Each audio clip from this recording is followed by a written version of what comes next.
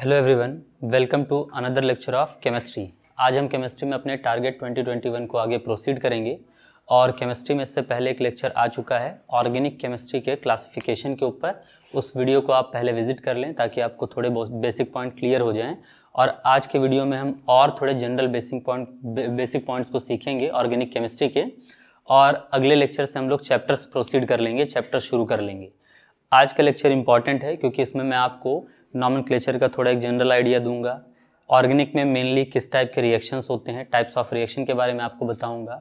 साथ ही साथ bond fission का आपको टाइप बता दूंगा। देखिए, मैं ये इंट्रोडक्शन वाला चैप्टर चाहें तो आप स्किप कर सकते हैं, लेकिन देखिए दिक्कत ये हो जाएगी कि अगर आप थोड़ा इसको देख लेंगे, आप 11th अगर अच्छे से पढ़े हैं तब तो अच्छी बात है, क्योंकि ये जीओसी का पार्ट आ जाता है, जनरल ऑर्गेनिक केमिस्ट्री का है ना, ठीक। जो आज मैं आपको पॉइंट्स बताऊंगा बेसिकली थोड़े थोड़े कर लेकिन ये थोड़े थोड़े पॉइंट्स आपके 12th के ऑर्गेनिक के लिए इनफ रहेंगे, है ना, ठीक। और जो जरूरत पड़ेंगे हम बताते रहेंगे, क्योंकि बेसिक से अगर हम लोग पढ़ने लगेंगे यहाँ पर डिटेल में तो आप इतना जल्दी कोर्स कवर अप नहीं कर पाएंगे।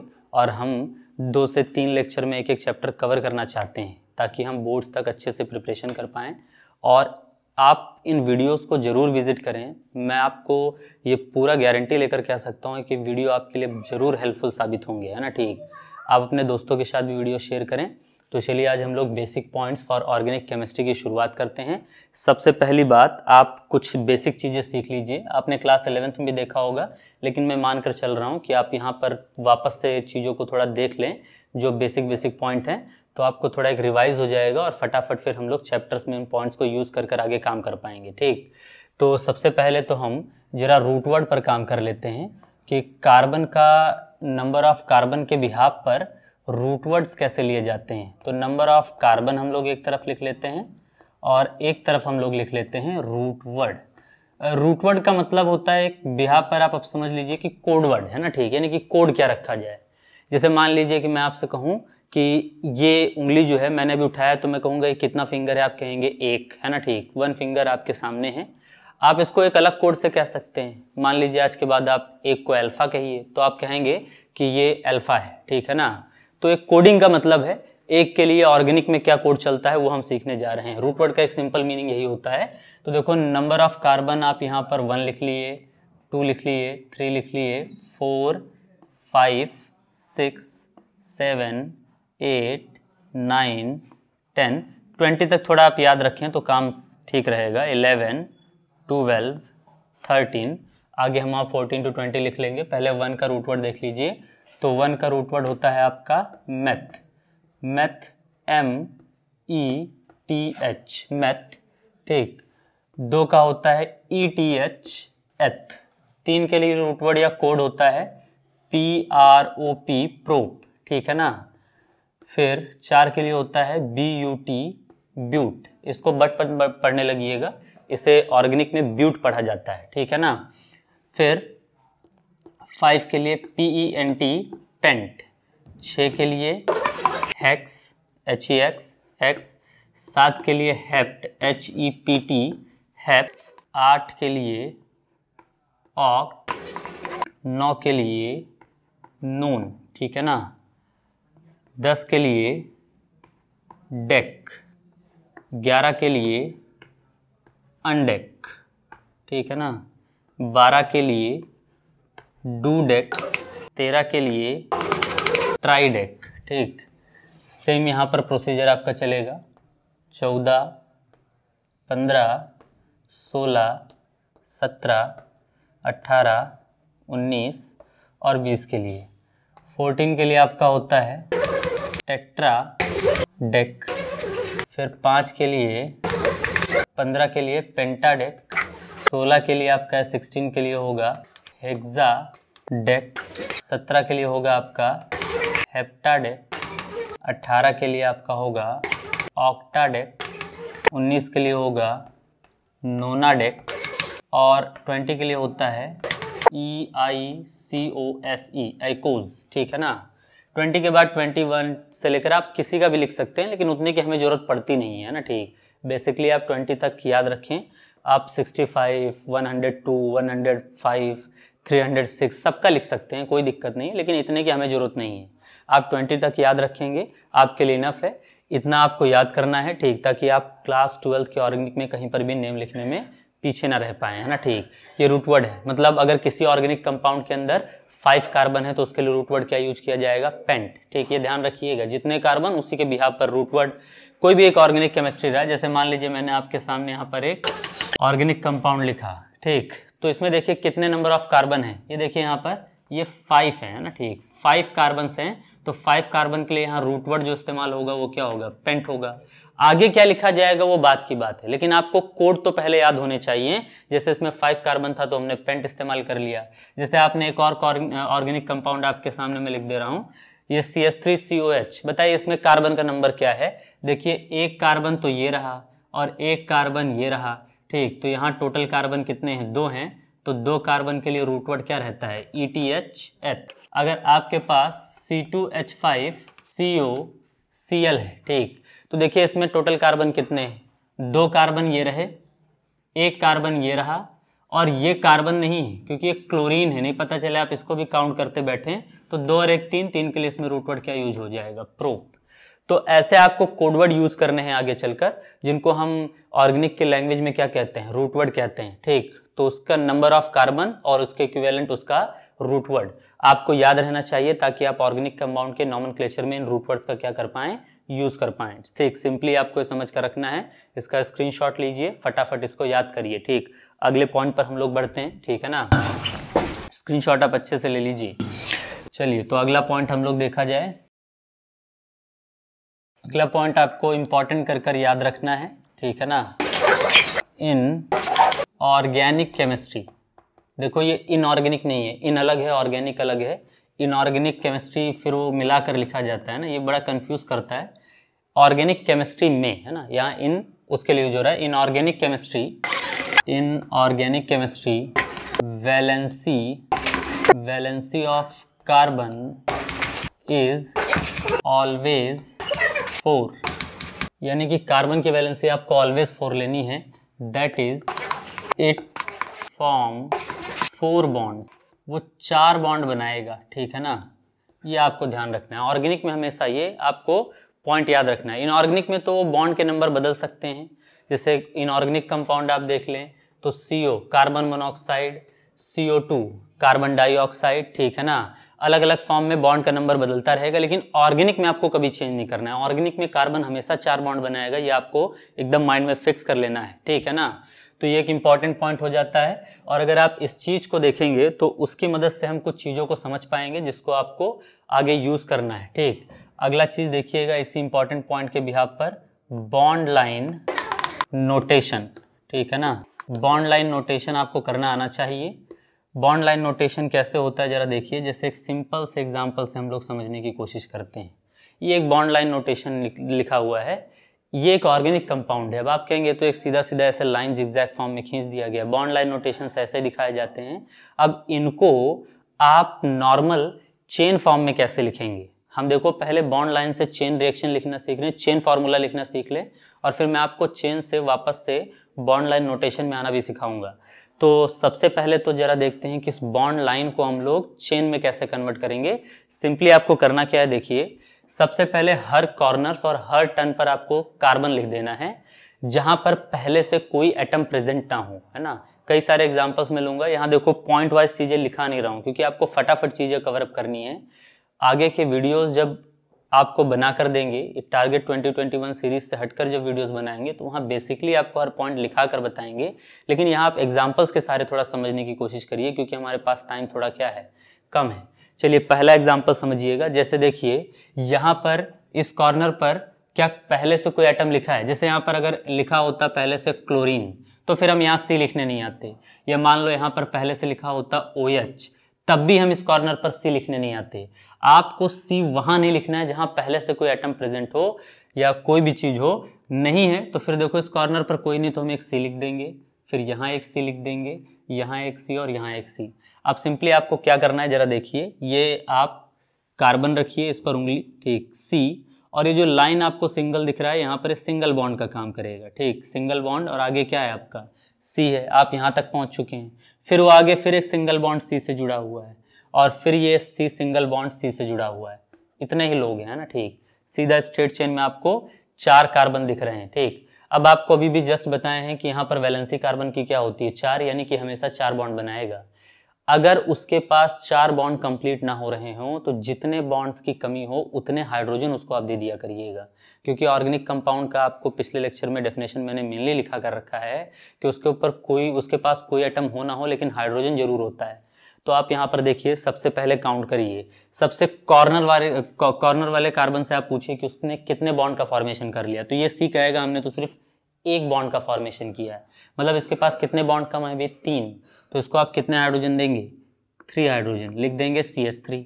इस कार्बन से पूछिए 1 और 2 बॉन्ड बना चुका है, तो इसको सिर्फ कितने चाहिए, 2, तो आप लिख देंगे CH2। इसको आप लिख देंगे CH2 क्योंकि 1 और 2 बनाया है, कॉर्नर वाला लेकिन एक ही बना कर रखा है तो क्या लिखेंगे, CH3, ठीक। तो ये आपका क्या था, बॉन्ड लाइन फार्मूला था, बॉन्ड लाइन फार्मूला, और ये इसका क्या है, चेन फार्मूला, ठीक है ना। चलिए ये पहला एग्जाम्पल था, ठीक, बॉन्ड लाइन नोटेशन। अगला एग्जाम्पल समझिए। चलिए देखिए, ये एग्जाम्पल है और उसको समझने की कोशिश करते हैं। इंपॉर्टेंट एग्जाम्पल है, देखिए इसको हमें स्ट्रक्चरल फार्मूले में क्या करना है, चेंज करना है, ठीक। चलिए हम स्टार्ट करते हैं। सबसे पहले देखिए, मैंने कहा है कि जितने भी जंक्शंस और जितने भी आपके कॉर्नर्स हों जहां पहले से कोई एटम ना रखा हो, वहां पर आपको क्या पुटअप करना है, कार्बन। देखिए क्या इस कॉर्नर पर पहले से कोई भी एटम आपको दिख रहा है, नहीं, तो यहाँ एक सी लिख देंगे। अब देखिए एक एंड ये भी है बॉन्ड का, तो देखो यहाँ पर भी कोई एटम नहीं दिख रहा है, तो यहाँ भी एक सी लिखेंगे, फिर यहाँ एक सी लिखेंगे, फिर इस एक कॉर्नर पर एक सी लिखेंगे। अब आप कहेंगे यहाँ क्यों लिख दिया गया, तो देखो जहाँ पर ऐसे गैप वाला बॉन्ड दिखाया जाए जो बड़े वाले बॉन्ड के लेंथ से कम हो, तो इनफैक्ट वहाँ पर भी कार्बन का एटम होता है, ये आपको सीख कर रखना है। चलिए यहाँ तक आ चुके हैं। इस जंक्शन पर क्या कोई भी दूसरा एटम रखा है, नहीं, तो यहाँ एक सी लिख देंगे। यहाँ से लिखें क्या, नहीं, क्योंकि इस कॉर्नर पर पहले से क्या रखा है, OH, छोड़ दीजिए। यहाँ देखिए ये जंक्शन है, यहाँ कोई नहीं है, सी लिख दिए। यहाँ सी लिखें क्या, नहीं, क्योंकि यहाँ पहले से कौन है, ऑक्सीजन है। फिर यहाँ लिख देते हैं सी, क्योंकि यहाँ पर भी कोई नहीं है। अब आपको सिंपली इसको चेंज करना है, जरा समझिए। आपको अगर ऐसे डाउट होता हो तो फटाफट इनको नंबरिंग दे दिया करिए, है ना, ठीक, तो थोड़ा ज़्यादा क्लियर हो जाता है। जैसे 1 2 3 4 5 6 7, देखिए ये नंबरिंग IUPAC नेमिंग का नहीं पता चले आप ये सोच लें कि हाँ IUPAC नेमिंग में भी ऐसे नंबरिंग जहाँ से मन करे वहाँ से कर लें। ये सिर्फ आपको स्ट्रक्चर में बदलने के लिए है, ठीक। आप उंगली रखिए, देखिए फर्स्ट कार्बन सबसे कॉर्नर में है, फर्स्ट कार्बन से सेकंड कार्बन सिंगल बॉन्ड से जुड़ा हुआ है, सेकंड से थर्ड कार्बन डबल बॉन्ड से जुड़ा है, तो मैं 2 बॉन्ड बना दूंगा। देखिए देखते चलिए, फर्स्ट से सेकंड सिंगल बॉन्ड से था, सेकंड से थर्ड डबल बॉन्ड से था। अच्छा, थर्ड से फोर्थ किससे है, सिंगल ही लाइन है दोनों के बीच में ना, तो सिंगल बॉन्ड। फोर्थ से फिफ्थ कार्बन सिंगल बॉन्ड से है, और फिफ्थ कार्बन से 2 लाइनें गई हैं, एक आगे बढ़ा है और एक नीचे की तरफ है, तो नीचे की तरफ क्या लगा है, OH, ये लगा दिया हमने। और आगे बढ़ा हुआ है एक 6 नंबर का कार्बन, जिससे ऊपर की तरफ क्या लगा है, डबल बॉन्ड O, और आगे फिर एक कार्बन बढ़ा हुआ है 7th नंबर का, ठीक। आप फटाक से इस चीज को देखिए, उधर से मैच कराइए। फर्स्ट से सेकंड कार्बन सिंगल बॉन्ड से, सेकंड से थर्ड कार्बन डबल बॉन्ड से, थर्ड से फोर्थ कार्बन सिंगल बॉन्ड से, फोर्थ से फिफ्थ कार्बन आपका सिंगल बॉन्ड से, और फिफ्थ कार्बन से नीचे की तरफ OH, और आगे की तरफ आपका क्या, सिक्स्थ कार्बन। सिक्स्थ कार्बन पर ऊपर की तरफ डबल बॉन्ड O है, तो मैंने दिखा दिया, और फिर सिक्स्थ कार्बन से आगे की तरफ 7th नंबर का कार्बन जुड़ा है, मैंने वो भी दिखा दिया, है ना, ठीक। अब बारी है वैलेंसी पूरा करने की, ठीक है ना। इस कॉर्नर वाले कार्बन से पूछिए 1 बॉन्ड बनाए तो कितना चाहिए, 3।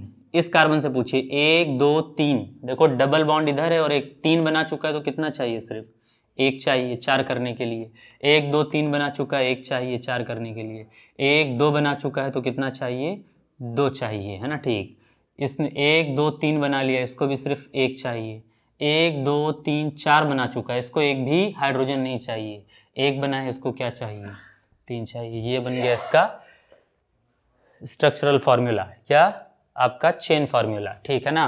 तो देखो ये इसका बॉन्ड लाइन नोटेशन था, और ये इसका क्या था, स्ट्रक्चरल फॉर्म था, हमने इसको चेंज कर लिया है, ठीक। चलिए आप फटाक से अगला एग्जाम्पल देखिए और उसको समझने की कोशिश करिए। इन दोनों एग्जाम्पल्स का आप स्क्रीनशॉट लीजिए, इनको नोट करिए, है ना, ठीक। स्टेप बाय स्टेप आप रिवाइज कर देखिएगा कि कैसे प्रोसेस स्टेप्स अपनाए गए हैं। अगले एग्जाम्पल पर फटाक से हम लोग बढ़ते हैं ताकि चीज़ों को हम और क्लियरली समझ पाएँ, ठीक है ना। अगला जैसे देखिएगा NH2 है ये, उसके बाद और यहाँ पर O।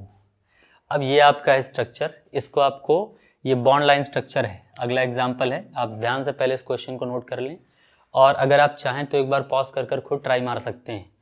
आप ट्राई करिए और इसके बाद हम लोग इसका आंसर देखते हैं, ठीक।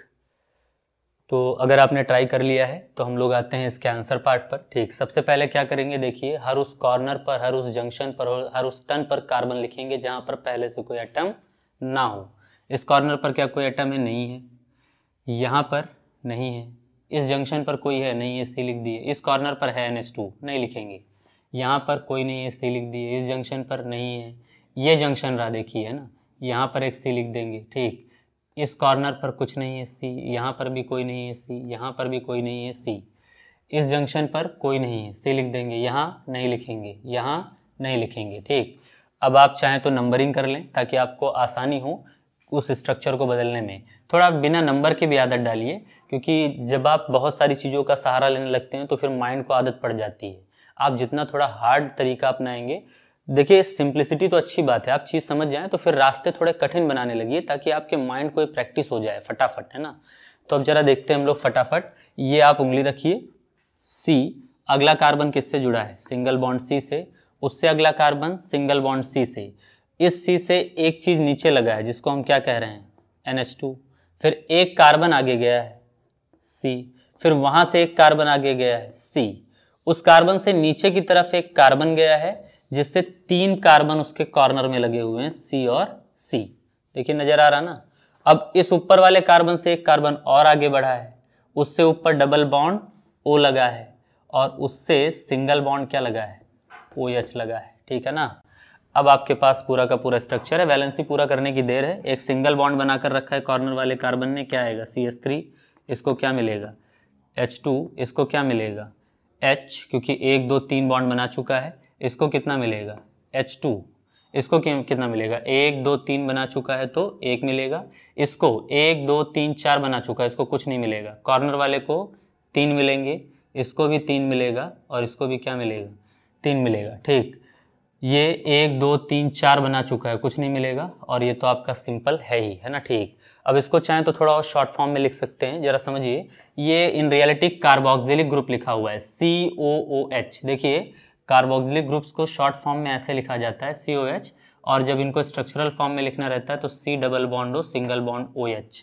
तो ये C double bond O single bond OH in reality क्या लिखा हुआ है? कार्बोक्सिलिक ग्रुप लिखा हुआ है। इसके जस्ट बाद बॉन्ड लाइन नोटेशन के बाद आपको मैं फंक्शनल ग्रुप्स के ही पूरे एक स्टेप्स लिख दूंगा ताकि आप उनको अच्छे से देखकर पहचान सके कि उनको किस किस फॉर्म में दिया जा सकता है। नॉमेनक्लेचर नहीं बताएंगे, नॉमेनक्लेचर हर चैप्टर में उसके स्टार्टिंग में आपको बताते चलेंगे, क्योंकि नॉमेनक्लेचर पढ़ना मतलब आप क्लास 11th की फिर पूरी ऑर्गेनिक पढ़ने लगेंगे, जनरल ऑर्गेनिक केमिस्ट्री जो है ना। यहाँ आपको सिर्फ फंक्शनल ग्रुप्स का मैं इंट्रोडक्शन दूंगा, और ताकि आप हर चैप्टर में जब उसको देखें तो आपको पहचानने में दिक्कत ना हो। IUPAC नेमिंग वही उनका देख लेंगे हम लोग, ठीक।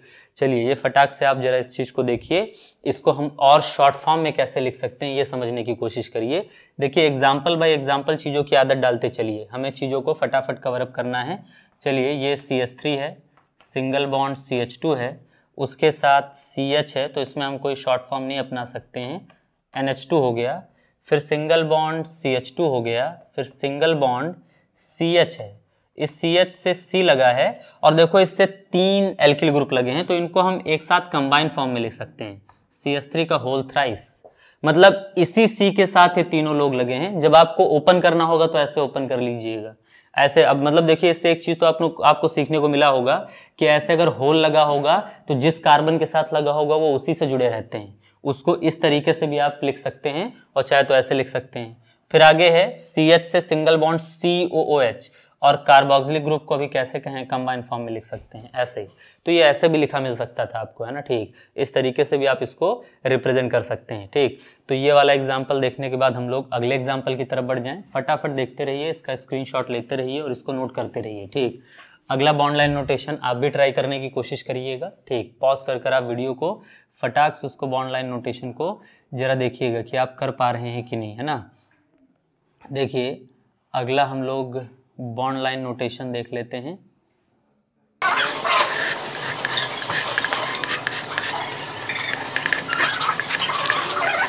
तो ये आपका है एल्किल ग्रुप। अगर आप चाहें तो इसके लिए ट्राई कर सकते हैं, ठीक है ना। वीडियो को पॉज करिए, इस एग्जांपल को आप ट्राई करिए कि क्या इस बॉन्ड लाइन नोटेशन को आप स्ट्रक्चरल फॉर्म में चेंज कर पा रहे हैं। चलिए, तो अगर आपने ट्राई कर लिया है तो हम फटाक से इसको देख लेते हैं कि कैसे इसे करना है, ठीक। तो देखिए सबसे पहले हर कॉर्नर जंक्शंस या हर टर्न पर आपको कार्बन लिखना है जहाँ पर पहले से कोई भी एटम प्रेजेंट ना हो, ठीक। चलिए यहाँ सी लिखेंगे, बिल्कुल लिखेंगे। ये एक जंक्शन है, यहाँ कुछ नहीं, पहले से सी लिख देंगे, यहाँ एक सी लिख देंगे, यहाँ एक सी लिख देंगे। इस टर्न पर भी आ जाएगा। देखो ये बॉन्ड एंड हो रहे हैं, ये भी एक जंक्शन बनेगा, यहाँ सी, यहाँ पर सी। ये वाला जो जंक्शन दिख रहा है, यहाँ एक सी, यहाँ पर एक सी और यहाँ पर एक सी। यहाँ लिखेंगे क्या, नहीं, यहाँ आ जाइए, ये भी एक जंक्शन है, यहाँ कोई एटम नहीं है, सी लिख देंगे, यहाँ पर एक सी लिख देंगे और यहाँ पर एक सी लिख देंगे। ये आपका पूरा हो गया। अब इसको हम लोग चेंज कर लेते हैं, फटाक से आइए। पहला कार्बन, उससे एक दूसरा कार्बन, उस दूसरे कार्बन से दो कार्बन ऊपर और नीचे की तरफ लग गए।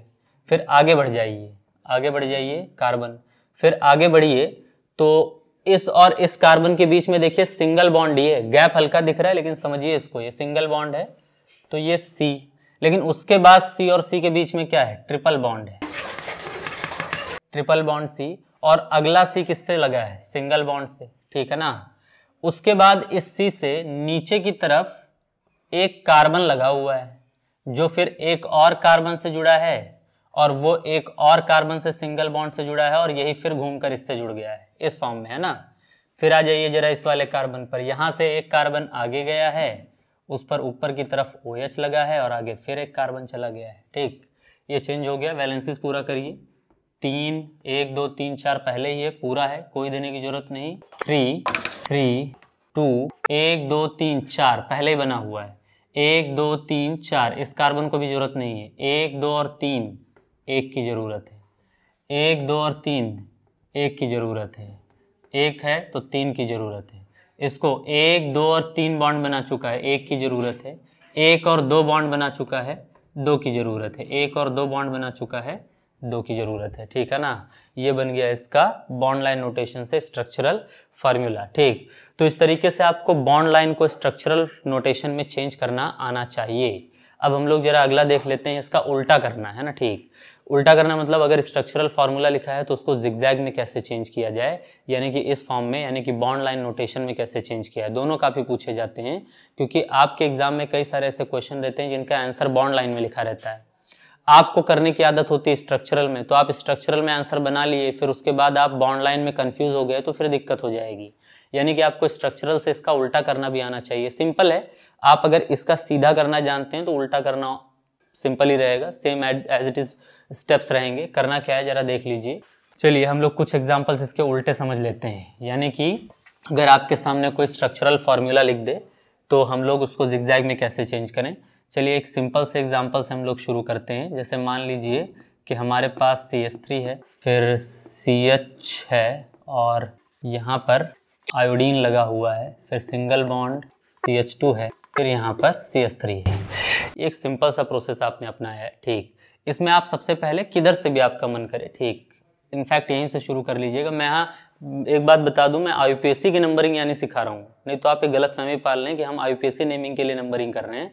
ये सिर्फ आप नंबर दे रहे हैं कि कौन किससे जुड़ा है, ये आप जान पाएँ। चलिए यहाँ हम नंबरिंग कर दें 1 2 3 और 4। सबसे पहले आप एक डॉट दिखाइए, ये फर्स्ट कार्बन को रिप्रेजेंट कर रहा है, और वहां से फिर एक दूसरा लाइन जिगजैग फॉर्म में ले जाइए और यहाँ डॉट दिखाइए, ये दूसरा कार्बन है। दूसरे कार्बन से ऊपर की तरफ क्या जुड़ा हुआ है, थोड़ा नीचे कर कर बना लें ताकि हमारे पास स्पेस रहे। ये पहला डॉट है, नंबर लिख दीजिए, फर्स्ट डॉट। फिर आप सेकेंड डॉट ऐसे जिगजैग में बना लीजिए, है ना, और फर्स्ट से सेकेंड डॉट सिंगल बॉन्ड से है ना, तो सिर्फ सिंगल बॉन्ड दिखाइएगा। उससे फिर सिंगल बॉन्ड से क्या लगा है, आयोडीन। देखो जो हेटेरो एटम्स रहेंगे, कार्बन हाइड्रोजन को छोड़कर कुछ भी रहेगा उसको आपको दिखाना पड़ता है ना, तो वो दिखाया जाएगा। फिर आप सिंगल बॉन्ड आगे बढ़िए और सिंगल बॉन्ड से थर्ड कार्बन पर जिगजैग फॉर्म में जाइए। ये आपका सेकेंड डॉट था, ये थर्ड डॉट हो गया, और थर्ड से फिर एक फोर्थ डॉट पर आप चले जाइए, ये आपका फोर्थ डॉट हो गया। अब आगे आप इसको सिंप्लीफाई फॉर्म में कर लें, ऐसे गया है, ऐसे गया है और ऐसे गया है, और यहाँ सेकंड वाले टर्न पर आयोडीन लगा हुआ है। ये चेंज हो गया इसका बॉन्ड लाइन नोटेशन, यानी कि स्ट्रक्चरल फार्मूला इस तरीके से रिप्रेजेंट किया जाएगा बॉन्ड लाइन नोटेशन में। ठीक, ये आपको इस तरीके से दिखा देना है। ठीक, चलिए अगला हम लोग देखते हैं जिसमें हम लोग और समझने की कोशिश कर लें। देखिए इसको अच्छे से ट्राई करिए। ठीक, इसके बाद अगला एग्जांपल देखिए। ठीक, देखिए CH3C double bond O, single bond CH, ऊपर आपका NH2 है, फिर आपका CH2 है, फिर C double bond O, single bond आपका OH है। ठीक है ना। चलिए आप सिंपली यहाँ पर मैंने कहा नंबरिंग कर लीजिए 1 2 3 4 5 और 6 नहीं सॉरी 5, वो OH है ना, उसकी तो नंबरिंग होनी, सिर्फ कार्बन पर आपको लिखना रहता है। सबसे पहले पहला डॉट ट्राई करिए, ये फर्स्ट डॉट, फर्स्ट से सेकंड डॉट सिंगल बॉन्ड है। ठीक है ना। चलो ये सेकंड डॉट आ गया, सेकंड डॉट पर डबल बॉन्ड O लगा है। देखो इसको ऊपर की तरफ दिखाइएगा, क्योंकि जिगजैग लाइन पर आप खुद सोचिए ये देखने में बड़ा खराब लगेगा कि नीचे की तरफ ये रहे, है ना। आप दिखा सकते हैं, इसमें कोई दिक्कत नहीं, लेकिन जब जिगजैग पर पहुंच जाएं, जैसे मान लीजिए नीचे के कॉर्नर पर पहुंचे हैं तो फिर नीचे तरफ दिखाना ठीक है, लेकिन अब ऊपर की तरफ पहुंचे हैं तो उसमें ऐसे बीच में ऑक्सीजन दिखाना थोड़ा अजीब है ना।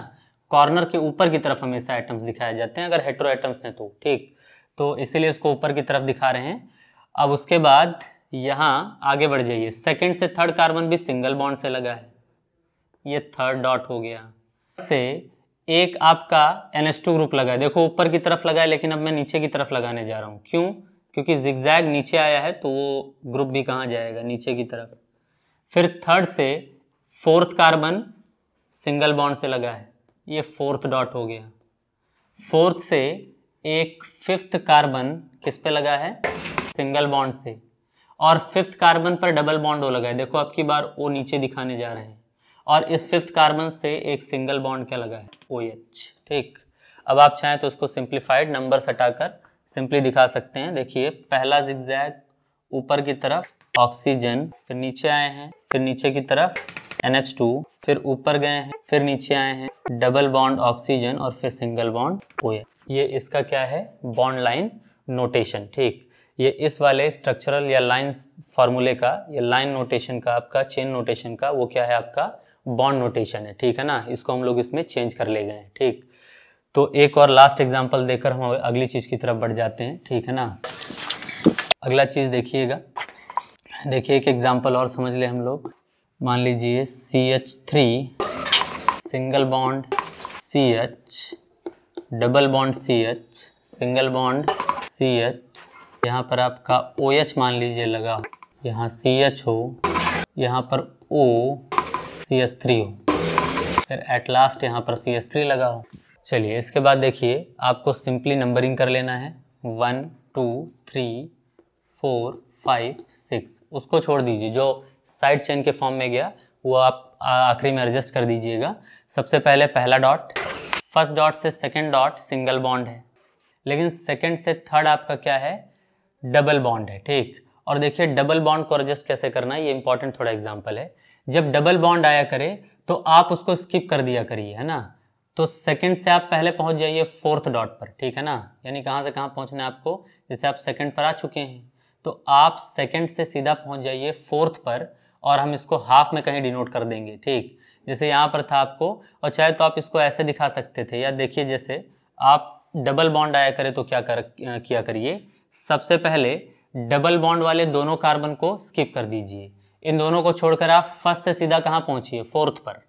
यानी कि मैंने लाइन खींचा और आप फर्स्ट डॉट से सीधा कहाँ पहुंचे हैं, फोर्थ डॉट पर, और अब बीच में कहीं छोटा सा एक लाइन खींच दीजिए, यहाँ पर आपका हो गया सेकेंड डॉट और यहाँ पर हो गया आपका थर्ड डॉट। अब फोर्थ से देखिए एक क्या लगा हुआ है, OH, फिर फोर्थ से आपका एक कार्बन गया है फिफ्थ डॉट। फिफ्थ डॉट पर एक लगा है ऑक्सीजन और उससे लगा है एक कार्बन। तो कार्बन के लिए बस आपको लाइन दिखाना रहता है, सिंपली आपने लाइन दिखा दिया। अब उसके बाद आपको एक सिक्स्थ कार्बन पर चला जाना है, ये सिक्स्थ डॉट हो जाएगा आपका, है ना। ये बन गया आपका क्या, बॉन्ड लाइन नोटेशन। अब इसको सिंप्लीफाइड फॉर्म में दिखा देना है, तो देखिए ऐसे लाइन खींच दीजिए, बीच में ऐसे लाइन खींच दीजिए, फिर आप नीचे आए हैं, इससे एक ऑक्सीजन है और ऐसे सिंगल बॉन्ड, और फिर ऐसे आपको ऊपर चले जाना है, ठीक। ये इसका क्या हो गया, बॉन्ड लाइन नोटेशन, ठीक। तो इस तरीके से आपको बॉन्ड लाइन नोटेशन करना आना चाहिए, ठीक है ना। डबल बॉन्ड ट्रिपल बॉन्ड वाले में थोड़ा सा ध्यान दीजिएगा, जो कार्बन है उसको स्किप कर पहुंचिएगा और बीच में उनको एडजस्ट कर दीजिएगा, है ना, ठीक। एग्जाम्पल को ध्यान से समझिए। बॉन्ड लाइन नोटेशन से इस चेन फार्मूले में और चेन फार्मूले से बॉन्ड लाइन नोटेशन में आपको आना सीख लेना चाहिए, क्योंकि ये काम आएगा। दूसरी बात, एक बात हमेशा याद रखिएगा कि हर हाइड्रोजन कार्बन से सिंगल बॉन्ड से जुड़ता है। मेरे कहने का मतलब क्या है, इस एग्जाम्पल से आप समझ सकते हैं। जैसे आप इसको आप देख चुके हो, तो उसके बाद हम लोग अगले एग्जाम्पल के तौर पर बढ़ते हैं और उस इंपॉर्टेंट पॉइंट को समझ लेते हैं, क्योंकि आपको कई बार ज़रूरत पड़ती है, ठीक, कि आपको हमेशा हाइड्रोजन को कई बार बाहर कर दिखाना पड़ता है। तो आप एक बात याद रखें कि ऑर्गेनिक में जितने भी कंपाउंड होते हैं, जैसे मान लीजिए मैंने CH4 लिखा, तो इसको आप बॉन्ड फॉर्म में ऐसे दिखा सकते हैं, चारों हाइड्रोजन किससे जुड़ेंगे, सिंगल बॉन्ड से। जैसे मैंने आपसे कह दिया CH3 सिंगल बॉन्ड CH3, तो यहाँ क्या होगा, CH, फिर एक सिंगल बॉन्ड C, फिर इसके साथ भी तीनों हाइड्रोजन किस में होंगे, सिंगल में। ये मान लीजिए मैंने ऐसे लिख दिया CH2 डबल बॉन्ड CH2, तो C होगा और उससे कितने H जुड़े होंगे, दो, दोनों किससे जुड़ेंगे, सिंगल बॉन्ड से, फिर डबल बॉन्ड C है, फिर सिंगल बॉन्ड H और सिंगल बॉन्ड H। तो ये क्राइटेरिया आपको थोड़ा ध्यान रखना है, और इस तरीके से आप क्या कर पाएंगे, फॉर्मूलों को समझ पाएंगे, ठीक। तो हाइड्रोजन हमेशा सिंगल बॉन्ड से जुड़ता है, ये बात ध्यान रखिएगा, ठीक। अगले पॉइंट पर हम लोग आते हैं, ठीक। आपको ये हमेशा याद रखना है कि एक सिंगल बॉन्ड में एक जो सिंगल लाइन होता है उसमें एक सिग्मा बॉन्ड होता है, ठीक है ना। दूसरा पॉइंट, एक जो डबल लाइन होता है, डबल बॉन्ड जिसको हम कहते हैं, उसमें एक सिग्मा बॉन्ड होता है और एक होता है पाई बॉन्ड। और तीसरा, जिसमें तीन लाइनें हों, ट्रिपल बॉन्ड हो, तो ट्रिपल बॉन्ड में होता है एक सिग्मा और दो पाई बॉन्ड, ठीक। तो ये बात ध्यान रखिएगा। इससे क्या होता है कि कुछ कैलकुलेशंस होते हैं, जैसे एक एग्जांपल समझिए, calculate number of sigma and pi bond in given compound. तो देखो, जैसे मान लीजिए मैंने आपको गिवन कंपाउंड दे दिया CH3 CH2CH double bond CH single bond CH3। इसमें आपको सिग्मा पाई गिनना है। सबसे पहले हर बॉन्ड को खोल दीजिए, है ना। हाइड्रोजन सिंगल बॉन्ड से जुड़ता है, तुरंत इसका एक बॉन्ड लाइन फार्मूला बना लीजिए, 3H, तीनों किससे जुड़ेंगे, सिंगल से।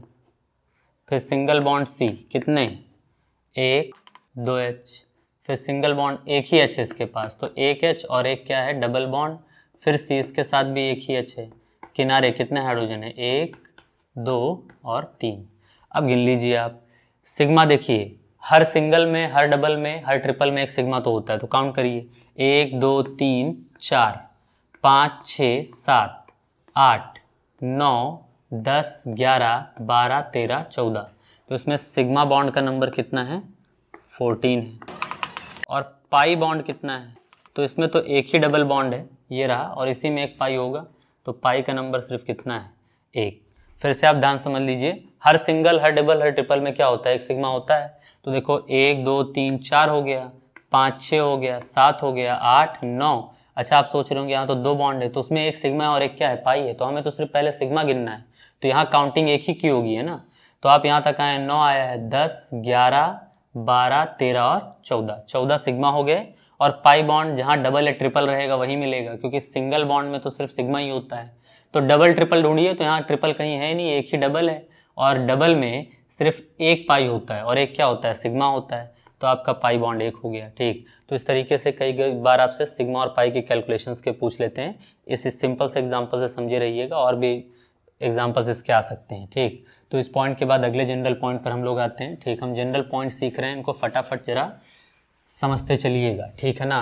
अगला पॉइंट है हाइब्रिडाइजेशन ऑफ कार्बन, ठीक है ना। तो देखो थोड़ा आप चीज़ें याद रखेंगे तो आपको सिंपली समझ में आ जाएगा। अगर कार्बन के चारों तरफ सिंगल बॉन्ड है, यानी कि चारों बॉन्ड सिंगल है, ठीक है ना, तो इसका हाइब्रिडाइजेशन बता दीजिएगा sp3। अगर उसके पास दो सिंगल बॉन्ड है और एक तरफ डबल बॉन्ड है तो इसका हाइब्रिडाइजेशन बताइएगा sp2। अगर उसके पास दो डबल बॉन्ड है, दोनों तरफ डबल बॉन्ड है, तो इसका हाइब्रिडाइजेशन बताइएगा sp। और अगर कार्बन के पास एक तरफ ट्रिपल बॉन्ड है और एक सिंगल बॉन्ड है तब भी उसका हाइब्रिडाइजेशन बताइएगा sp। अगर आप इन 4 पॉइंट्स को ध्यान में रखते हैं तो आपसे हाइब्रिडाइजेशन में कभी गलती नहीं होगी, आप सिंपली फटाफट हाइब्रिडाइजेशन बता पाएंगे। ठीक, चलिए कैसे, तो कुछ एग्जांपल्स देखिए और उनसे चीज़ों को समझने की कोशिश करिए। मान लीजिए यहाँ पर CH3 लिखे, CH लिखे, डबल बॉन्ड CH लिखे, सिंगल बॉन्ड CH2 लिखे, सिंगल बॉन्ड C लिखे, ट्रिपल बॉन्ड CH लिख दिए, ठीक है ना। मैंने आपसे कहा कि हर कार्बन का इसमें हाइब्रिडाइजेशन लिखिए, तो हर कार्बन का हाइब्रिडाइजेशन लिखने के लिए सबसे पहले इसका स्ट्रक्चर बना लीजिएगा। तो देखो C लिखे, 3 हाइड्रोजन, तो हाइड्रोजन तो किससे जुड़ते हैं, सिंगल बॉन्ड से, सिंगल बॉन्ड C है, फिर एक हाइड्रोजन सिंगल बॉन्ड से जुड़ेगा, फिर क्या होगा, डबल बॉन्ड C होगा, इससे भी एक H जुड़ेगा, फिर सिंगल बॉन्ड C है, H, 2 H हैं, फिर सिंगल बॉन्ड C है, फिर ट्रिपल बॉन्ड C है और उससे सिंगल बॉन्ड क्या है, H है। चलिए मैच कराइए, इस कार्बन के चारों तरफ सिंगल बॉन्ड है, तो बताओ इसका क्या बताया जाए, sp3 पहला सिचुएशन, यानी कि पहले कार्बन का हाइब्रिडाइजेशन आ गया क्या, sp3। चलिए दूसरे का देखिए, दो सिंगल बॉन्ड और एक डबल, दो सिंगल बॉन्ड और एक डबल की सिचुएशन है, तो मतलब इसका क्या होगा, sp2। इसका दो सिंगल बॉन्ड एक डबल, तो इसका भी क्या होगा, sp2, यानी कि इन दोनों कार्बन का हाइब्रिडाइजेशन क्या आएगा, sp2 और sp2। अगला देखिए, इससे 1 2 3 4 चारों सिंगल बॉन्ड है, क्या बताएंगे, sp3, तो इसका हाइब्रिडाइजेशन तो क्या आ गया, sp3 आ गया। इसका देखिए 1 2 3 ट्रिपल बॉन्ड एक तरफ और एक तरफ सिंगल बॉन्ड, ट्रिपल और सिंगल, मतलब हाइब्रिडाइजेशन क्या आ जाएगा इसका, sp। इस कार्बन का एक तरफ ट्रिपल और एक तरफ सिंगल, इसका भी क्या आ जाएगा, sp। तो मतलब लास्ट के दोनों कार्बन का हाइब्रिडाइजेशन क्या है आपका, sp और sp, ठीक है ना। तो इस तरीके से आप बता सकते हैं कि इसका हाइब्रिडाइजेशन क्या आ जाएगा। अगर आप इन 4 पॉइंट्स को याद रखेंगे तो आप फटाफट किसी का भी हाइब्रिडाइजेशन बता सकते हैं। एक जनरल एग्जांपल और देख लेते हैं, इस एग्जांपल को फटाक से आप नोट करिए और इसको समझने की कोशिश करिए। ठीक, अगला एग्जांपल हम लोग देखते हैं। जैसे मान लीजिए आपके सामने एक स्ट्रक्चर बना दिया गया, ये, ठीक, इसे बेंजीन कहते हैं, ठीक है ना, क्लास 11th में आपने इसको पढ़ा होगा। तो बेंजीन में आपसे मैं 2 क्वेश्चन पूछता हूँ, इसमें मुझे सिग्मा और पाई बॉन्ड का रेशो बता दीजिए, यानी कि सिग्मा टू द पाई का रेशो क्या होगा। ठीक, 2 चीज़ें यहाँ मैं लिख भी दे रहा हूँ। मुझे पहली चीज़ इसमें बताना है आपको, सिग्मा पाई का रेशो बराबर क्वेश्चन मार्क, और दूसरा चीज हाइब्रिडाइजेशन ऑफ ईच कार्बन, हर कार्बन का आप मुझे हाइब्रिडाइजेशन बता दीजिए। ठीक, अब आप कह रहे होंगे इसमें कार्बन कहाँ है, बॉन्ड लाइन नोटेशन है, पहले स्ट्रक्चरल में बदल लेते हैं फिर बता ही ले जाएंगे हम लोग। चलिए, क्या तरीका बताए थे, हर कॉर्नर हर टर्न पर आप क्या लिखिए, सी लिखिए, जब तक कि वहां पर कोई और कार्बन हाइड्रोजन के अंदर कोई एटम प्रेजेंट ना हो, ठीक है ना। तो देखो यहाँ लिख दीजिए सी सी सी सी सी और सी। चलिए यहीं शुरू करते हैं अपर मोस्ट कार्बन से। तो अपर मोस्ट कार्बन फिर डबल बॉन्ड से जुड़ा है एक कार्बन से ना, फिर वो सिंगल बॉन्ड से एक कार्बन से जुड़ा है, फिर ये डबल बॉन्ड से एक कार्बन से जुड़ा हुआ है, फिर एक सिंगल बॉन्ड से जुड़ा हुआ है, फिर एक डबल बॉन्ड से जुड़ा हुआ है, ठीक है ना, और फिर ये सिंगल बॉन्ड से जुड़ा हुआ है, ठीक है ना। अब देखिए वैलेंसी पूरा कर लीजिए, 1 2 3, तो एक की ज़रूरत है, 1 2 3 बॉन्ड बना चुका है, एक की ज़रूरत है, 1 2 3 बॉन्ड बना चुका है, एक की ज़रूरत है, इसे भी एक ही चाहिए, इसे भी एक चाहिए और इसको भी एक चाहिए। अब थोड़ा और एक्सपांड कर लें आप इसको, ठीक है ना, तो आपको परफेक्ट आंसर मिल जाएगा। हाइड्रोजन किससे जुड़ता है, सिंगल बॉन्ड से, तो और हाइड्रोजन को सिंगल बॉन्ड से जोड़िए, डबल बॉन्ड सी है, सिंगल बॉन्ड एच हो जाएगा, सिंगल बॉन्ड सी है, सिंगल बॉन्ड एच हो जाएगा, डबल बॉन्ड सी है, उससे एच सिंगल बॉन्ड से जुड़ेगा, फिर सिंगल बॉन्ड सी है, उससे सिंगल बॉन्ड एच जुड़ेगा, डबल बॉन्ड सी है, सिंगल बॉन्ड एच जुड़कर यहाँ सिंगल बॉन्ड है। ठीक, देखिए इसका कन्वर्जन वहाँ कर दिए हैं, हर हाइड्रोजन को ओपन कर कर लिख दिए हैं। पहले क्वेश्चन का आंसर आप लीजिए सिग्मा और पाई का नंबर। तो पहले तो हर डबल हर सिंगल में सिग्मा होता है, उसको काउंट कर लीजिए। 1 2 3, 3 हो गए, 4 5 6 7 8 9 10 11 12 और 13, ठीक है ना। सॉरी, इसको गिन चुके हैं, 12 है ना, इसकी काउंटिंग हो चुकी थी। 1 2 3 ये जा चुका था, तो 12 सिग्मा बॉन्ड है। एक बार आप फटाफट फिर से देख लें। एक, चलिए इसको काउंट करते हैं बाद में, पहले यहाँ से ऐसे निकल लेते हैं। 1 2 3 4 5 6 7 8 9 10 11 और 12। तो सिग्मा का नंबर इसमें कितना है? 12 है। हम लिख लिए सिग्मा इक्वल 12 है ना। सिग्मा का नंबर 12 है। पाई का नंबर कितना है? ठीक है ना। तो पाई की काउंटिंग कर लीजिए। पाई तो सिर्फ डबल या ट्रिपल बॉन्ड में होता है, तो डबल बॉन्ड ये एक रहा ये और एक रहा ये। तो पाई बॉन्ड डबल में सिर्फ कितना होता है? एक। तो एक पाई यहाँ पर हो गया, एक पाई यहाँ पर हो गया और एक पाई यहाँ पर हो गया। तो पाई का नंबर कितना आया है? 3। तो बताओ सिग्मा अपॉन पाई का रेशो क्या आएगा? तो सिग्मा अपॉन पाई का रेशो आएगा 12:3, यानी कि 4:1। तो सिग्मा रेशो पाई का यहाँ वैल्यू आया है 4:1। ठीक, ये तो आपके पहले पार्ट का आंसर हो गया। लेकिन हमें ईच हाइब्रिडाइजेशन का ईच कार्बन का हाइब्रिडाइजेशन भी बताना है। तो चलिए हाइब्रिडाइजेशन निकालने के लिए आप क्या करते हैं, तो अगल बगल नंबर देखते हैं। इस कार्बन से देखिए, एक तरफ डबल बॉन्ड है और दो तरफ सिंगल बॉन्ड है। कौन सा सिचुएशन है? सेकंड वाला है। बताए हाइब्रिडाइजेशन इसका क्या आ जाएगा? sp2। यहाँ पर देखिए डबल दो तरफ सिंगल, इसका भी क्या आएगा? sp2। डबल दो तरफ सिंगल क्या आएगा? sp2। डबल दो तरफ सिंगल क्या आएगा?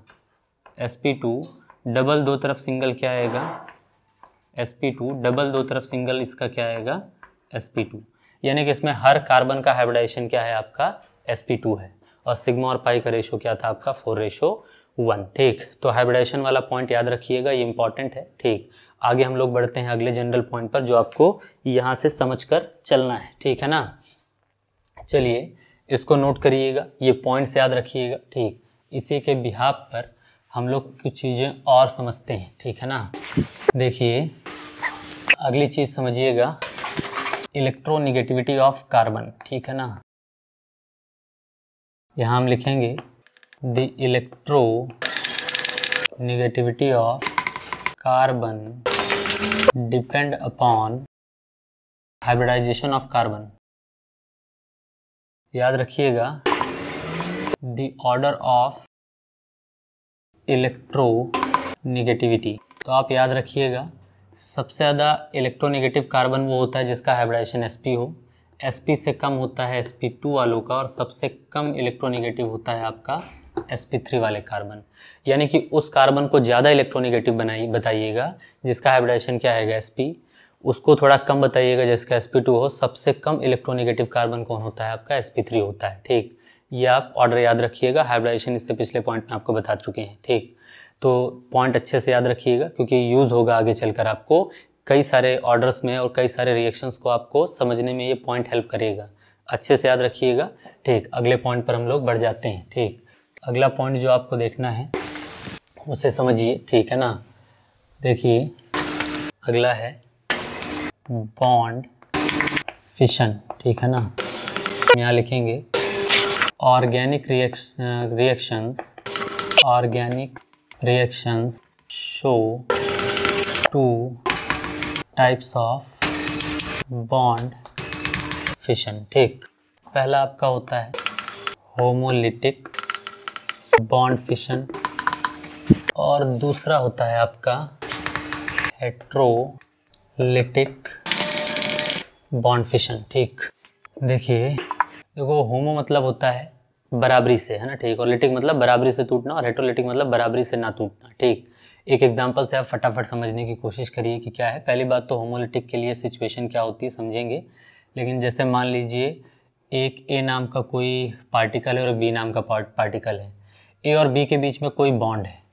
बॉन्ड हमेशा दो इलेक्ट्रॉनों से मिलकर बनता है, जिसको हम बॉन्ड पेयर कहते हैं। ठीक है ना। तो यहाँ पर भी दो इलेक्ट्रॉन होंगे, जिसमें से एक इलेक्ट्रॉन ए का होगा और एक इलेक्ट्रॉन किसका होगा? बी का। ठीक है ना। तो अगर आप होमोलिटिक बॉन्ड फिशन करा रहे हैं, कौन सा bond fission? Homolytic bond fission. ठीक। तो ये दोनों अपना अपना इलेक्ट्रॉन लेकर अलग होते हैं। ए अपना इलेक्ट्रॉन वापस ले लेगा और बी अपना इलेक्ट्रॉन वापस ले लेगा और बना लेगा ए डॉट इलेक्ट्रॉन और बी डॉट इलेक्ट्रॉन। ठीक, इन्हें कहा जाता है फ्री रेडिकल्स। ठीक, जिनके पास एक डॉट इलेक्ट्रॉन होता है उनको फ्री रेडिकल्स कहते हैं। तो होमोलिटिक बॉन्ड फिशन की वजह से जो रिएजेंट्स बनते हैं उनका नाम क्या कहा जाता है? फ्री रेडिकल कहा जाता है। ठीक, आगे आप समझिएगा ठीक कि बॉन्ड फिशन होमोलिटिक होने का कंडीशन क्या होगा। ठीक, तो कंडीशन आप जरूर याद रखिएगा क्योंकि यही इंपॉर्टेंट है, कंडीशंस। ठीक, तो अगर मान लीजिए कि ए बी नाम के दो लोग हैं, डॉट इलेक्ट्रॉन्स हैं, और अगर आपको एरो पर ये कंडीशंस लिखे मिलते हैं, पहला अगर एच न्यू और लिखा मिल जाए यूवी रेज, ठीक है ना। दूसरा हो सकता है आपको H2O2 और एनी परऑक्साइड, है ना। ठीक, परऑक्साइड आपको लिखा मिल सकता है किसी भी टाइप का, परऑक्साइड बस लगा रहे, या H2O2 हाइड्रोजन परऑक्साइड आप ले सकते हैं। तीसरा वेरी हाई टेम्परेचर। देखो इसका चांस थोड़ा कम रहता है आपके एग्जाम्स में, ठीक, क्योंकि ये थोड़ा कंफ्यूजिंग होता है। कई सारे रिएक्शंस आपको ऐसे मिल जाएंगे जो बहुत हाई टेम्परेचर पर भी हेट्रोलिटिक ही बॉन्ड फिशन देते हैं ना, तो ये थोड़ा कंफ्यूजिंग है। लेकिन हाँ, ये दोनों एकदम फिक्स है। इन दोनों को देखते मान तो आपके मन में सिर्फ एक फिशन आना चाहिए, होमोलिटिक, यानी कि अब ए अपना पार्ट ले जाएगा, बी अपना पार्ट ले जाएगा और यहाँ बनाएगा A free radical plus B free radical. ठीक है ना, ये आपका ए फ्री रेडिकल है, ये बी फ्री रेडिकल है। नाम मतलब जो भी रहा करेगा वहाँ पर बन जाएगा। ठीक, जैसे एक एग्जांपल आप समझिएगा, मेरे पास CH4 है, मीथेन, और इस पर मान लो मैं HMU की प्रेजेंस में इसके रिएक्शन करा दूं, तो इसमें से एक हाइड्रोजन मान लीजिए आपका टूट कर निकलता है। तो देखो मैंने अभी कहा है कि चारों हाइड्रोजन किससे जुड़े होंगे? सिंगल बॉन्ड से। हाइड्रोजन हमेशा सिंगल बॉन्ड से लगता है, HH। तो देखो इस वाले बॉन्ड में एक इलेक्ट्रॉन कार्बन का होगा, एक किसका होगा? हाइड्रोजन का। HMU की प्रेजेंस में होमोलिटिक फिशन होता है, यानी कि कार्बन अपना इलेक्ट्रॉन ले लेगा, हाइड्रोजन अपना ले लेगा। तो यहाँ बन जाएगा CH3 free radical plus hydrogen free radical. इसको कहा जाता है मेथाइल ना। ठीक, methyl free radical. Free radical तो नाम इसलिए लगा है क्योंकि उसके ऊपर डॉट इलेक्ट्रॉन है और CH3 का नाम मिथाइल होता है, तो मेथाइल फ्री रेडिकल। H को क्या कहते हैं? हाइड्रोजन, तो ये कहलाएगा हाइड्रोजन फ्री रेडिकल। ठीक, और यहाँ पर आपका आएगा हेट्रोलिटिक बॉन्ड फिशन। ठीक है ना, तो हेट्रोलिटिक बॉन्ड फिशन आपका क्या होता है? एक ऐसा बॉन्ड फिशन जिसमें बराबरी से बंटवारा ना हो। ठीक, कहने के लिए जैसे मान लीजिए A और आपका B है, ठीक है ना, और आप इसका बॉन्ड फिशन कराने जा रहे हैं हेट्रोलिटिक। ठीक, हेट्रोलिटिक बॉन्ड फिशन। ठीक, तो हेट्रोलिटिक बॉन्ड फिशन में होगा क्या? जो ये बॉन्ड पेयर रहता है यहाँ रखा हुआ, इसका बराबरी से बंटवारा नहीं होता है। इसको कोई एक पूरा लेकर चला जाता है और किसी एक को नुकसान लगता है, तो कौन ले जाएगा? ये एक बड़ी बात है। ठीक, तो इसको वो ले जाता है जो ज़्यादा इलेक्ट्रोनिगेटिव कंपाउंड हो। आपको अगले लेक्चर में मैं इलेक्ट्रोनिगेटिविटी का ऑर्डर थोड़ा बता दूंगा। ऑर्गेनिक के जो हम लोग पहला चैप्टर शुरू करेंगे उसमें आपको बता देंगे, है ना। ठीक है, इसी लेक्चर के एंड तक आपको बता देंगे, ठीक है ना, जो आपको देखना है। तो हम अभी मानकर चल रहे हैं कि बी की इलेक्ट्रोनिगेटिविटी ज़्यादा है, तो वो इस बॉन्ड पेयर को, ये पूरे के पूरे लोन पेयर को खुद ही ले लेगा, सॉरी बॉन्ड पेयर को खुद ही एक्सेप्ट कर लेगा। तो यहाँ पर बनेगा A और B, A प्लस बी बनेगा, और जो पूरा बॉन्ड पेयर ले गया है उस पर आता है नेगेटिव चार्ज, और जिसको कुछ नहीं मिला उस पर आता है पॉजिटिव चार्ज। यहाँ जो टूटा है इसको हम लोग कहते हैं कैटायन, इस पर पॉजिटिव चार्ज है, और इसको हम कहते हैं एनायन। ठीक, अब एक बात समझिए, अगर कोई आपका कार्बन वाला कंपाउंड है जिस पर प्लस या माइनस आया है तो उसको हम कार्बोकेटायन या कार्बेनायन कहते हैं। और अगर कोई रिएजेंट है जो रिएक्शन वगैरह कर रहा है तो उसमें प्लस वाले को आप इलेक्ट्रोफाइल कहते हैं और माइनस वाले को कहते हैं न्यूक्लियोफाइल। अब ये थोड़ी चीज़ कंफ्यूज करने वाली है, फटाक से इस चीज़ को समझ लेते हैं कि क्या कहने का मतलब है। जैसे मान लीजिए आप पहला एग्जाम्पल यहाँ समझने की कोशिश करें कि आपको अगर हेट्रोलिटिक फिशन देखना। अच्छा एक बात और, हेट्रोलिटिक फिशन होगा क्या? इन सिचुएशंस के अलावा बाकी हर कंडीशन में आपको हेट्रोलिटिक बॉन्ड फिशन ही देखने को मिलेगा। तो इनके अलावा वहाँ कुछ भी हो, आपको हेट्रोलिटिक बॉन्ड फिशन कराना है। आप यहाँ ध्यान दीजिएगा, कि आप मान लीजिए एक एग्जांपल में लेकर चल रहा हूँ कि CH4 है, ठीक है ना। तो CH4 में आप हेट्रोलिटिक बॉन्ड फिशन देखने जा रहे हैं। आपने यहाँ पर क्या कराना है, हेट्रोलिटिक बॉन्ड फिशन कराना है, ठीक। चलिए आप मीथेन को लिखिए HHH और ये आपका रहा H, ठीक है ना। अब आप समझिए यहाँ वाले बॉन्ड को मान लीजिए आपको ब्रेक करना है, तो कार्बन और हाइड्रोजन में इलेक्ट्रोनेगेटिविटी ज़्यादा होती है कार्बन की, तो ये पूरा का पूरा खुद इकट्ठा कर लेगा। तो देखो आप लिखेंगे, अब बचा एक हाइड्रोजन तो बाहर गया, एक हाइड्रोजन चला गया और ये CH3 बचा है, तो CH3 ने पूरा इलेक्ट्रॉन एक्सेप्ट किया है, मतलब इसके ऊपर कैसा चार्ज आएगा, माइनस। प्लस आपका क्या बाहर चला जाएगा, H प्लस, क्योंकि उसको कुछ भी नहीं मिला है, ठीक। अब आप समझिए कि यहाँ पर जो बना है इसका नाम क्या रखा जाएगा। देखो CH3 का नाम मैंने क्या बताया था, मिथाइल, तो ये मिथाइल हो गया। और अब इसके नाम के आगे लगाया जाएगा कार्बेनाइन, ठीक है ना, कार्ब एनाइन, ठीक। मतलब कार्बन के ऊपर नेगेटिव चार्ज, एनाइन जो होता है उसको कार्बेनाइन कहा जाता है, ठीक। तो ये कार्बेनाइन हो जाएगा, ठीक। अच्छा ये क्या है, जब आपका कार्बन के ऊपर प्लस और माइनस ना हो तो उनको नाम इलेक्ट्रोफाइल या न्यूक्लियोफाइल दिया जाता है। अगर प्लस है तो उसको इलेक्ट्रोफाइल कहेंगे। ये हाइड्रोजन आयन है, या इसी को ऑर्गेनिक केमिस्ट्री में इलेक्ट्रोफाइल कहा जाएगा। क्या कहा जाएगा, इलेक्ट्रोफाइल, ठीक। चलिए अब आप देखिएगा, ठीक। अगला एग्जाम्पल, मान लीजिए मेरे पास CH3 सिंगल बॉन्ड Cl रहता और मैं इसका फिर से हेट्रोलिटिक बॉन्ड फिशन कराना चाह रहा हूँ, ठीक। तो हेट्रोलिटिक बॉन्ड फिशन कराते वक्त देखिए H single bond, H single bond, H single bond और क्लोरीन सिंगल बॉन्ड। तो अब की बार ये वाला बॉन्ड टूटने जा रहा है, तो देखो अब कार्बन और क्लोरीन में ज़्यादा इलेक्ट्रोनेगेटिव क्लोरीन होता है, तो इसको ये ले जाएगा। तो मतलब देखो यहाँ क्या बनेगा, CH3, और अब इसको लोन पेयर नहीं, सॉरी बॉन्ड पेयर नहीं मिला है, तो बॉन्ड पेयर नहीं मिला है तो इसके ऊपर कैसा चार्ज आएगा, प्लस। और क्लोरीन ने एक्सेप्ट किया है तो क्लोरीन पर कैसा आएगा, माइनस। अब यहाँ कार्बन के कंपाउंड के ऊपर प्लस चार्ज है, तो पहले तो उसका नाम लिख दीजिए मिथाइल, और क्योंकि कार्बन के ऊपर है तो इसको कहा जाएगा कार्बोकेटाइन, ठीक है ना। क्या कहा जाएगा, कार्बोकेटाइन। और यहाँ जो कार्बन नहीं है उसके ऊपर माइनस है, माइनस वाले को हम ऑर्गेनिक में कहते हैं न्यूक्लियोफाइल। क्या कहते हैं, न्यूक्लियोफाइल। ये बात ध्यान रखिएगा, जब हेट्रोलिटिक बॉन्ड फिशन कराइएगा तो कार्बन वाले को नाम दीजिएगा कार्बेनाइन या कार्बोकेटाइन, माइनस प्लस के हिसाब से, माइनस है तो कार्बेनाइन, प्लस है तो कार्बोकेटाइन। और बाकी जो प्लस माइनस रहें, जो कार्बन वाले लोग ना रहें, प्लस वाले को इलेक्ट्रोफाइल और माइनस वाले को न्यूक्लियोफाइल। तो ये आपको जनरलाइज वे में मैंने एक आइडिया दे दिया है आपको, ठीक है ना, कि कैसे आपको एक बेसिक पॉइंट्स ऑर्गेनिक केमिस्ट्री के लिए अपने मन में बनाकर रखने हैं, बॉन्ड फिशन वगैरह कैसे कराना है, ठीक। एक टाइप्स ऑफ रिएक्शन वाला सेक्शन थोड़ा बच रहा है, लेकिन क्योंकि लेक्चर बहुत लेंदी हुआ जा रहा है, ठीक है ना, तो हम उसको आगे फिर किसी एक लेक्चर के बीच में डिस्कस कर लेंगे, ठीक है ना। लेकिन कल से हम लोग लेक्चर प्रोसीड कर लेंगे। आज के लेक्चर के पॉइंट्स को अच्छे से रिवाइज करिएगा, जो भी आपके मन में डाउट हो उनको अच्छे से आप रिकॉल कर कर पूछ लीजिएगा, ठीक। बाकी प्रैक्टिस करिए, इससे रिलेटेड DPP आपको इस लेक्चर के डिस्क्रिप्शन में मिल जाएगा, उसको आप सॉल्व करिए, ठीक है ना। बाकी की चीज़ हम लोग अगले लेक्चर से, नए चैप्टर से कंटिन्यू कर सीखेंगे, ठीक।